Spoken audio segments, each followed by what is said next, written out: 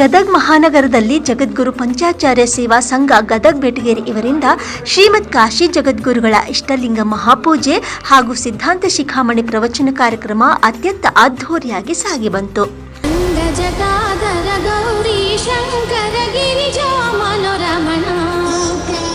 ಗದಗ್ನ ಸಮಸ್ತ ಜನತೆ ಪ್ರತಿನಿತ್ಯ ಬೆಳಗ್ಗೆ ಇಷ್ಟಲಿಂಗ ಪೂಜೆ ಹಾಗೂ ಸಿದ್ಧಾಂತ ಶಿಖಾಮಣಿಯಲ್ಲಿ ಪಾಲ್ಗೊಂಡು ಭಕ್ತಿ, ಶ್ರದ್ಧೆ, ನಿಷ್ಠೆಯಿಂದ ಜಗದ್ಗುರುಗಳ ಸೇವೆಗೈದರು.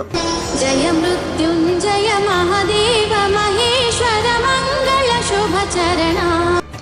ಒಬ್ಬೊಬ್ಬರು ಒಂದು ರೀತಿಯಲ್ಲಿ ದಾನ, ಧರ್ಮ, ಪರೋಪಕಾರಾದಿಗಳನ್ನು ಮಾಡುತ್ತಾ ಆಷಾಢ ಮಾಸದ ಪ್ರವಚನದಲ್ಲಿ ಪುಣ್ಯ ಪಡೆದುಕೊಂಡರು. ವಿಶೇಷವಾಗಿ ಸದಾ ಸಮಾಜ ಸೇವೆಯಲ್ಲಿರುವ ಶ್ರೀಮತಿ ಕವಿತಾಶ್ರೀ ಈಶ್ವರಯ್ಯ ಹಿರೇಮಠ್ ದಂಪತಿಗಳು ಪ್ರತಿದಿನ ಭಿನ್ನ ವಿಭಿನ್ನ ಪ್ರಸಾದ ಸೇವೆ ಮಾಡಿ ಪುನೀತರಾದರು. ಕೊನೆ ದಿನ ಸಮಾರೋಪ ಸಮಾರಂಭದಲ್ಲಿ ರಂಭಾಪುರಿ ಶ್ರೀಗಳು ಸಾನ್ನಿಧ್ಯ ವಹಿಸಿ ಆಶೀರ್ವಚನ ನೀಡಿದರು. ಪ್ರತಿನಿತ್ಯ ಭಕ್ತರಿಗೆ ಇಷ್ಟಲಿಂಗ ಪೂಜೆಯಲ್ಲಿ ನಿರತರಾಗಲು ಅವಕಾಶ ಕಲ್ಪಿಸಿದ ಕಾಶಿ ಜಗದ್ಗುರುಗಳು ಗದುಗಿನ ಭಕ್ತರ ಭಕ್ತಿಯನ್ನು ತಮ್ಮ ಆಶೀರ್ವಚನದಲ್ಲಿ ಮೆಲುಕು ಹಾಕಿದ್ರು. ಒಟ್ಟಾರೆಯಾಗಿ ಪ್ರತಿ ವರ್ಷಕ್ಕಿಂತ ಈ ವರ್ಷ ಕಾಶಿ ಜಗದ್ಗುರುಗಳವರ ಇಷ್ಟಲಿಂಗ ಪೂಜೆ ಹಾಗೂ ಸಿದ್ಧಾಂತ ಶಿಖಾಮಣಿ ಪ್ರವಚನ ಕಾರ್ಯಕ್ರಮ ಯಶಸ್ವಿಯಾಗಿ ಸಮಾರೋಪಗೊಂಡಿತು.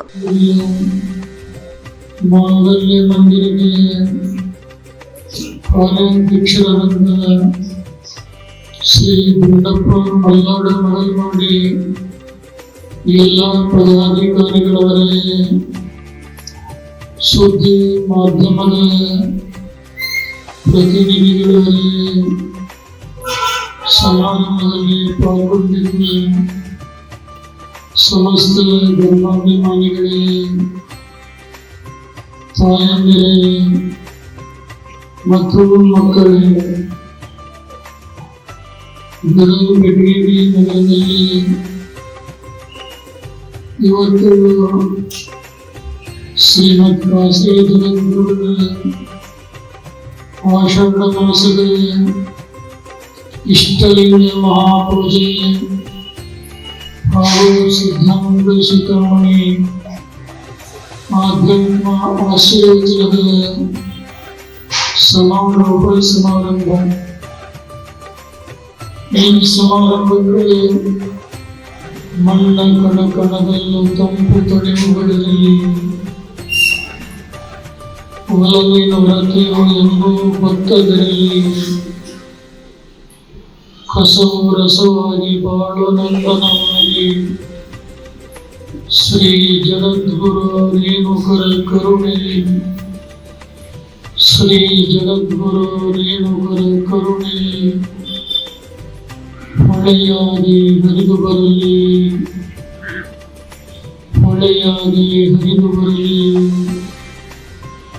ಹೊಳೆಯಾಗಿ ಹರಿದು ಬರಲಿ. ಗದಗ ಬೆಟಗೇರಿ ನಗರದ ಶ್ರೀ ಜಗದ್ಗುರು ಪಂಚಾಚಾರ್ಯ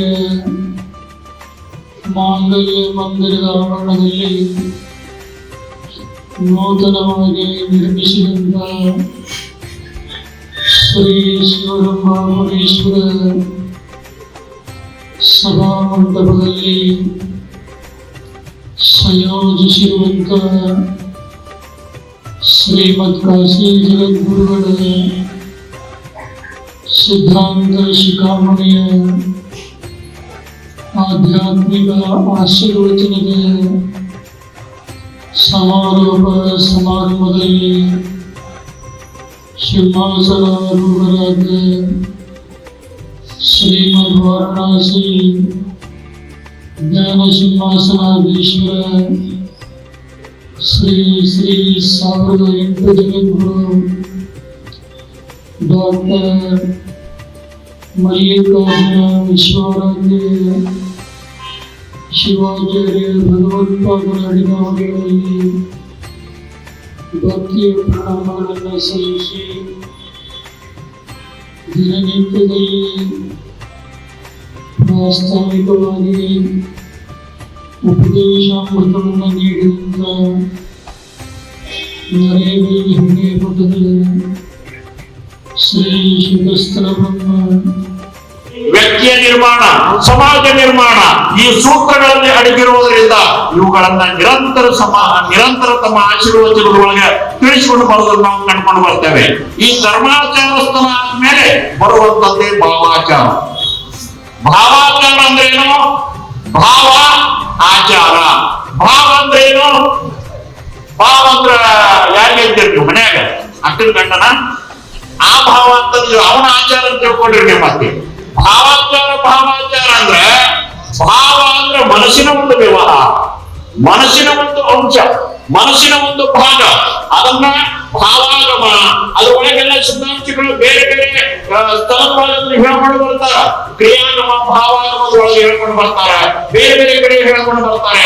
ಆಮೇಲೆ ಭಾವಾಚಾರ ಅಂದ್ರೆ ಮನಸ್ಸಿನ ಒಂದು ಭಾಗ, ಮನಸ್ಸಿನ ಒಂದು ಅಂಶ. ಆ ಮನಸ್ಸಿನ ಒಂದು ಅಂಶದೊಳಗೆ ಏನೆಲ್ಲವನ್ನು ತುಂಬಿಕೊಂಡಿರ್ತೇವೆ. ಧನದ ಭಾವ ಇರ್ತದ, ಹಣದ ಭಾವ ಇರ್ತದ, ವಿಷಯಗಳ ಭಾವ ಇರ್ತದ, ಸಂಸಾರಿಕ ಭಾವ ಇರ್ತದ. ಅವೆಲ್ಲವನ್ನು ಸರಿಸಿ ಆ ಭಾವದ ಒಳಗೆ ಶಿವನನ್ನು ತುಂಬಿಕೊಂಡು ಬಿಟ್ರೆ ಅದಕ್ಕೆ ನಾವು ಶಿವಭಾವ ಅಂತ ನಾವು ಕರ್ಕೊಂಡು ಬರ್ತೇವೆ. ಆ ಶಿವಭಾವನೆಯಿಂದ ಈ ಧರ್ಮಾಚಾರಗಳನ್ನ ಅನುಸರಿಸ್ಬಿಟ್ರೆ ಅದಕ್ಕೆ ಭಾವಾಚಾರ ಅಂತ ಕರೀತಾರೆ. ಈಗ ಜ್ಞಾನಾಚಾರಕ್ಕೆ ಬರ್ತೇನೆ, ಎಷ್ಟು ಸಾಕು ಇದು ವಿವರಣೆ.